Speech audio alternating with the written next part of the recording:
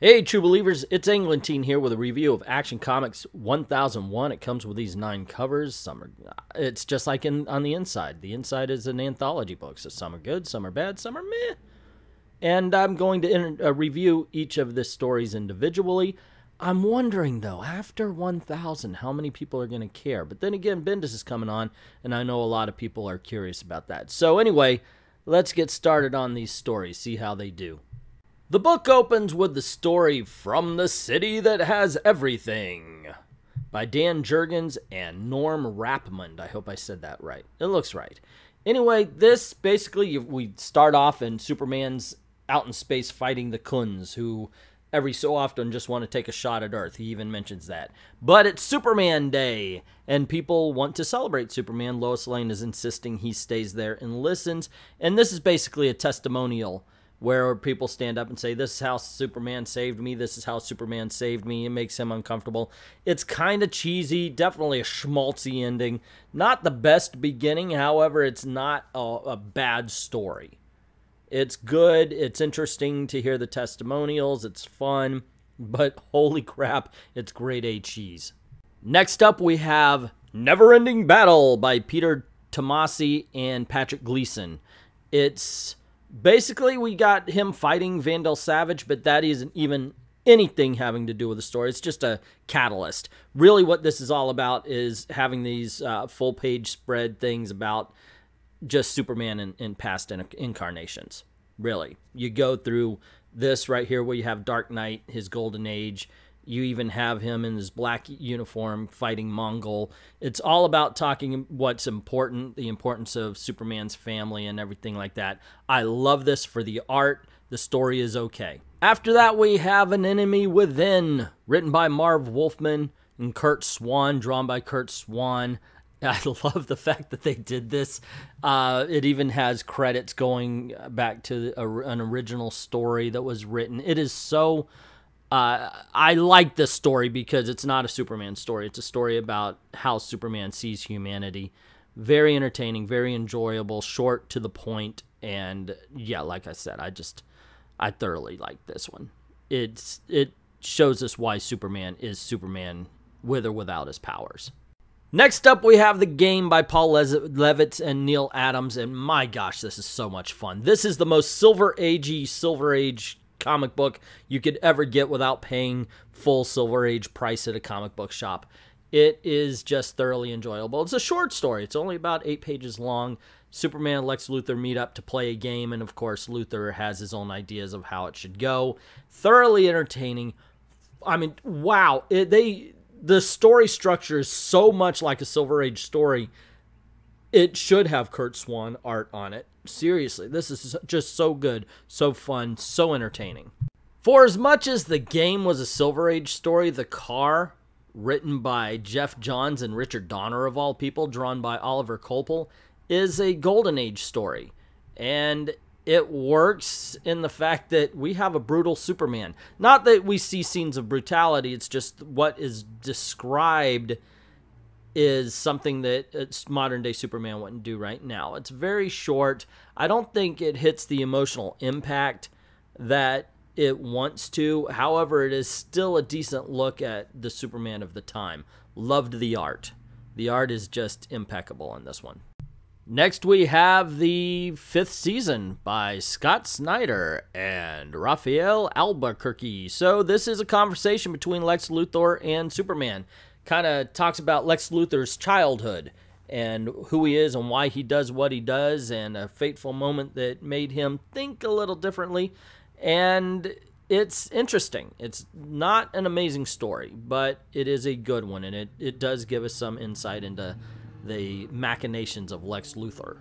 A smaller but more personal story, I should say. Of Tomorrow by Tom King and Clay Mann. So Tom King is a hit-and-miss writer with me. The art is fine on this, by the way. Clay, you're in the clear. Tom, there are moments in this story where he just hits it out of the park, and then there's moments where you're like, wrap it up, guys. And it's a short story.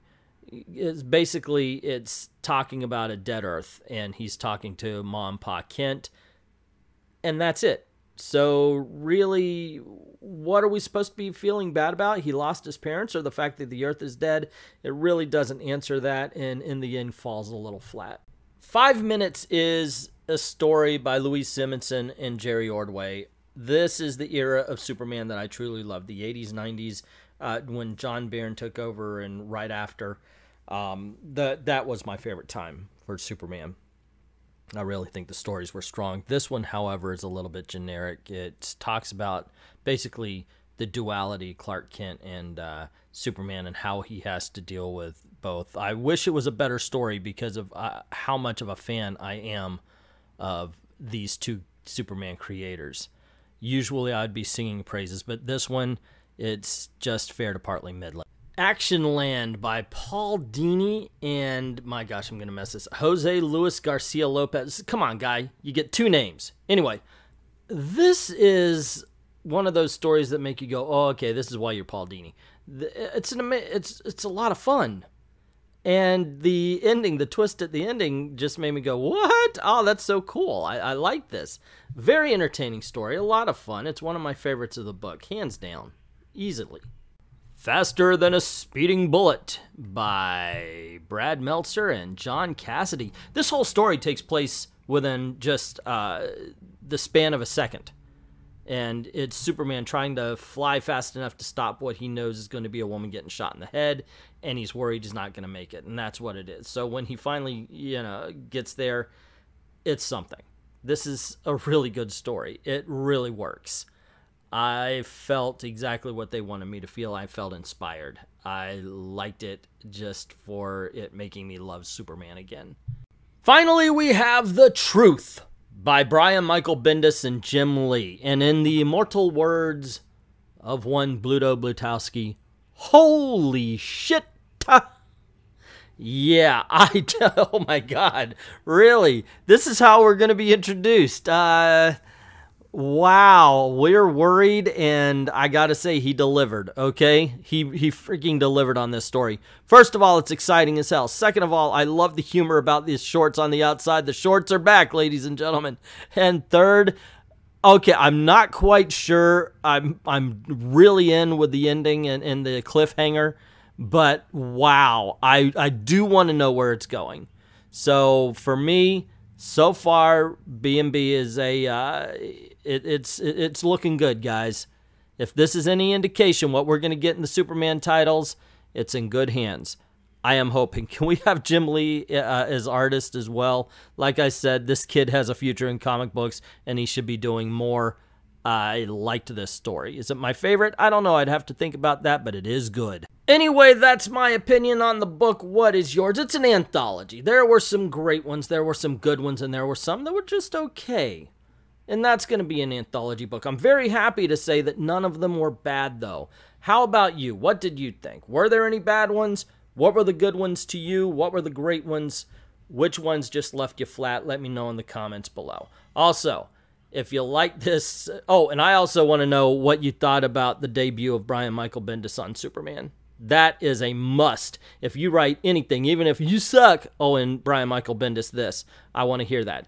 Also, if you like this video, you want to see more, click like, share, subscribe, and make sure you hit that notification bell because cool things happen around these parts, especially every Saturday night at 9 where we have Comic Book Thunderdome, putting two geeks against each other to fight the fights and debate the debates that we have in any comic book forum or any comic book shop. Also, this is a way to make a living, so if you don't mind heading on over to Patreon to help support the page, drop $1 in the till. The link is in the description below. And, it would help us make videos, help us get better equipment and software to make better videos for you. Like, thank everybody who's already done that, and to everyone, all of the true believers, thank you very, very much for watching. Dang it, I did it again. I did that thing where I'm talking way too fast, and, like, there's other covers here. I know I showed them before, but, you want to be respectful to everything. What's your favorite cover? That's another question. Obviously, I have my favorite cover highlighted in the thumbnail. Which one was yours, and which one did you buy? That would be pretty cool. Put that in the comment section below. And here's the credits.